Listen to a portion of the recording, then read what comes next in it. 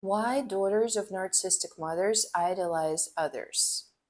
We'll talk about projective identification today. Have you ever noticed that you sometimes meet someone like a mentor, partner, a spiritual figure, and suddenly they seem almost magical? You feel calm around them, seen, safe, as if they have something you've been missing your whole life. You admire them deeply, maybe even idolize them. And then one day they disappoint you. They say something cold, dismissive, and it feels like the ground disappears under your feet. So if you grew up with a narcissistic mother, this reaction isn't random. It's not overreacting or being too sensitive. It's the echo of something ancient, a pattern built into your emotional DNA. It's called projective identification. For a daughter of a narcissistic mother, love was never unconditional. It had rules. So you were loved when you behaved, when you pleased her, when you reflected your mother's image well. But when you had your own opinions, needs, or anger, love was withdrawn. So your nervous system learned to be loved, I must be perfect. To be imperfect is dangerous. And because your mother couldn't tolerate her own flaws, fears, or envy, she projected them into you. So you became the too emotional, the difficult, the selfish. And in truth, you were simply carrying her disowned emotions. And that's the beginning of projective identification. It's a silent emotional transaction between a mother and a child. So let's pause and make this clear. Projection happens when we unconsciously assign our own unwanted traits or feelings to someone else. It's like saying, I'm not angry, you're the one who's angry, or I'm not selfish, you're the selfish one. Projection protects the ego. It keeps uncomfortable truths at a distance, but it's still somewhat detached. It's a mental operation. You think it, you believe it, but you don't necessarily feel it through the other person. So what makes projective identification different?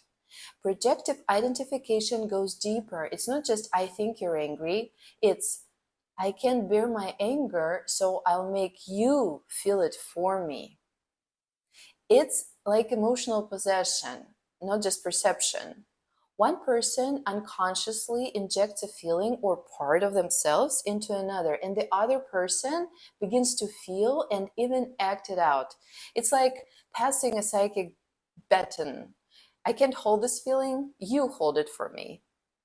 And in close relationships, especially in parent-child bonds, this happens silently through tone, gaze, posture, energy, no words needed. A mother who's ashamed makes her daughter feel ashamed. A mother who's angry makes her daughter feel guilty. And a mother who secretly feels inferior makes her daughter feel not enough. So how this shapes the daughter? Well, over time, the daughter learns to live with the emotions that were never truly hers. She carries her mother's shame, fear, fragility, and learns to be the good one, the peacekeeper, the achiever, the pleaser. But she loses contact with her own vitality, her own healthy anger, pride, joy, confidence. Everything is exiled. Then in adulthood, something strange happens. She meets someone confident, warm, centered, and she feels so drawn to them deeply. She doesn't just admire them, she feels alive through them. So why? Because she's unconsciously seeing her own disowned qualities mirrored in that person. Her confidence, wisdom, self-worth, everything is projected outward. And this is where idealization begins. So to idealize someone means to unconsciously say, you have everything I don't. You are everything I wish I could be. And it's not admiration, it's transfer. The daughter pours her lost light into another person. She places her goodness, power, radiance into them because she still believes she can't hold those qualities herself. And being near them feels like safety because as a child, safety meant being close to the powerful one. So the logic here is unconscious and simple. At the same time, if I find someone perfect, I will finally be safe. Of course, it's an illusion because that perfect person is carrying her own disowned soul. Every idealization eventually breaks. The person disappoints her, they show flaws, limits, boundaries.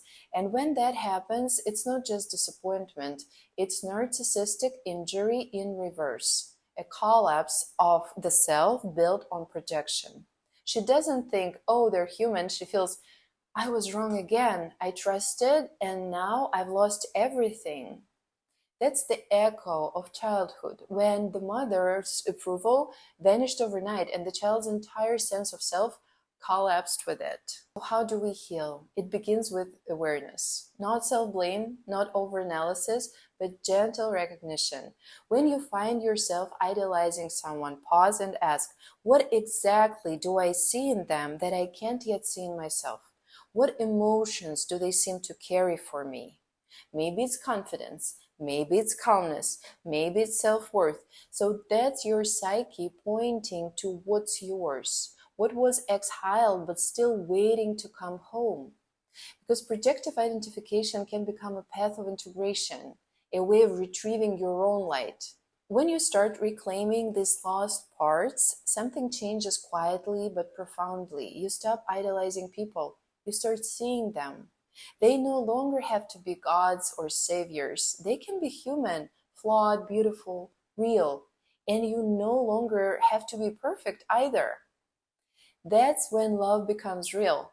Not a repetition of childhood dynamics, but a conscious meeting between two whole people. So this old equation, I'm safe only near the perfect one, transforms into I am safe within myself, even when others are imperfect. Projective identification, of course, is not pathology. It's the psyche's ancient way of communicating what words can't. It's your soul saying, I can't hold this pain or power alone. Help me carry it until I'm ready. So if you find yourself idolizing someone, don't shame yourself. Just look deeper. You're not worshiping them. You're remembering yourself. And when you finally take back what you once gave away, you realize that it was never about finding the perfect other. It was about remembering that I was whole all alone.